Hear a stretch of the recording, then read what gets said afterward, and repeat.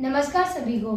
13 दिसंबर 2001 संसद के दोनों ही हाउसेस अपनी कार्यवाही शुरू कर चुके थे। संसद का विंटर सेशन चल रहा था और वाजपेयी सरकार देश के लिए प्लान्स ला रही थी। तभी 5 लोग संसद परिसर में घुसे और इधर उधर तबाही मचाने लगे। आखिर क्यों है ऐसा करा इन्होंने? आखिर क्या वजह थी इसके पीछे? इन्होंने कैसे किया? जानते हैं इस वीडियो में। दरअसल सुबह के 11 बजे जब दोनों ही हाउसेस शुरू हो चुके थे तब डिबेट चल रही थी कॉफिन स्कैंडल के बारे में, जैसे हम कफन घोटाले के नाम से जानते हैं। कांग्रेस के सभी एमपीज और ऑपोजिशन के बाकी सारे एमपीज पूरे जोर शोर पे वाजपेयी सरकार पे कफन चोरी का आरोप लगाती है और उस वक्त के डिफेंस मिनिस्टर जॉर्ज फर्नांडिस के रेजिग्नेशन की मांग करती है। इसी दौरान वो 5 लोग टेररिस्ट जो थे वो आउटर सिक्योरिटी को ब्रेक करके अंदर घुस जाते हैं।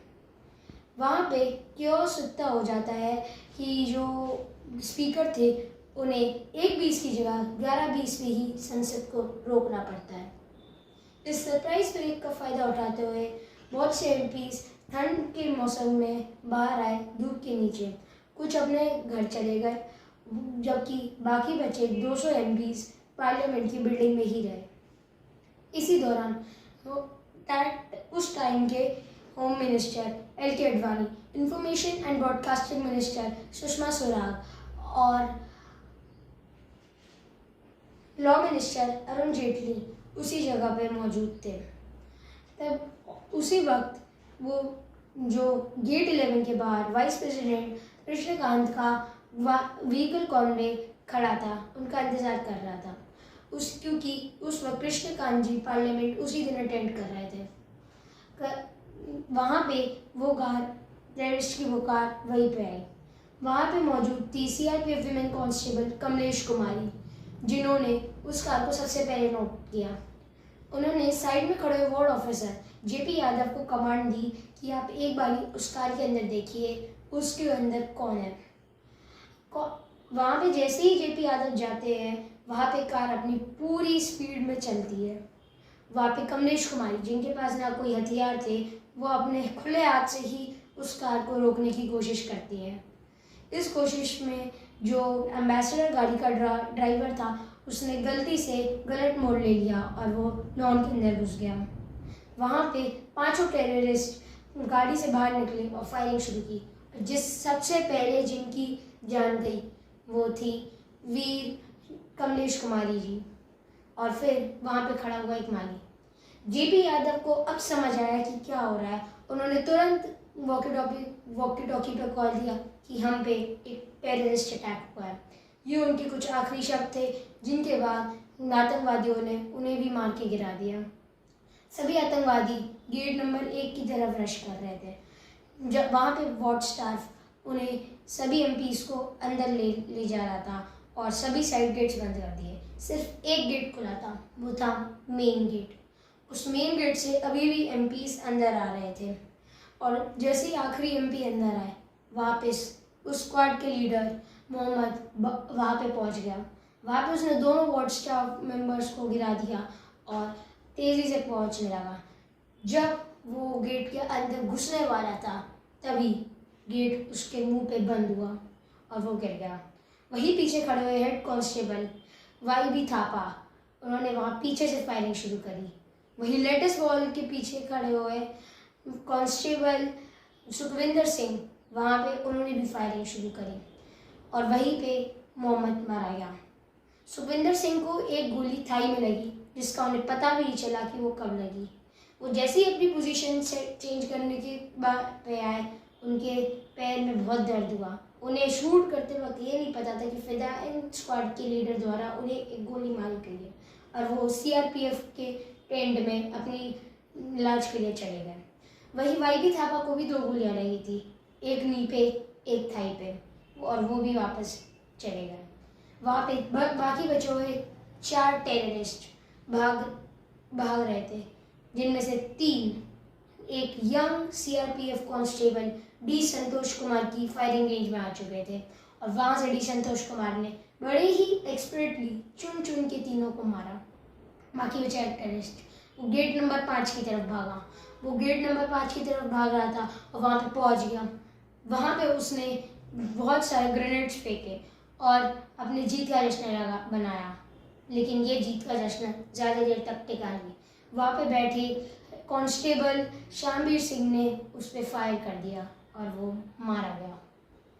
इसी तरह 11:40 से शुरू हुआ यह अटैक 12:15 तक ख़त्म हुआ, करीब 35 मिनट।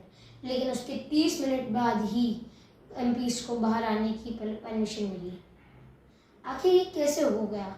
इन्हें दिल्ली में कैसे रहे ये? इनको वेपन्स की सप्लाई कहाँ से हुई? ये इंडिया में कैसे घुसे? तो इनके प्लान को एग्जीक्यूट करने के इनकी मदद करी एक पाकिस्तानी नेशनलिस्ट गाजी बाबा, जो उस समय जम्मू कश्मीर के फलगाम में ही रह रहा था।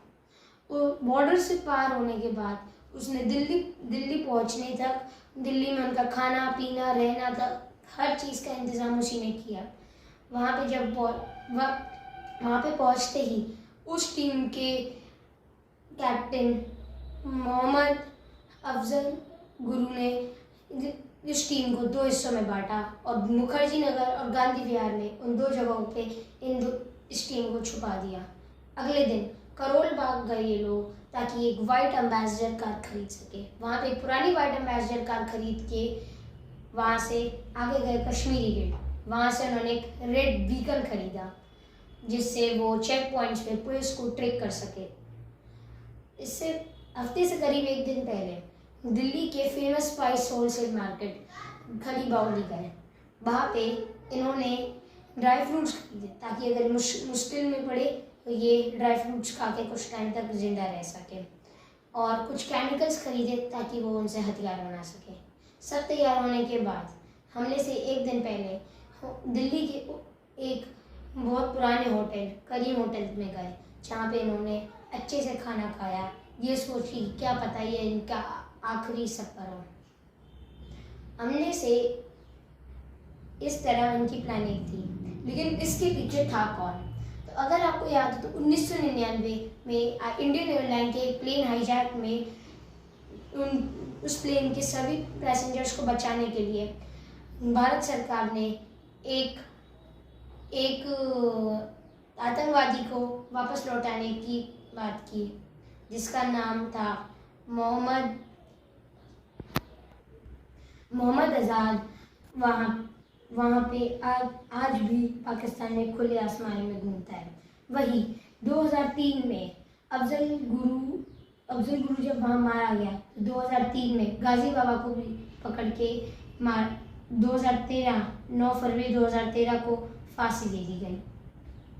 इससे ये समझ आता है कि उस समय पे हमारे पार्लियामेंट के पास भी सिक्योरिटी कितनी बुरी थी।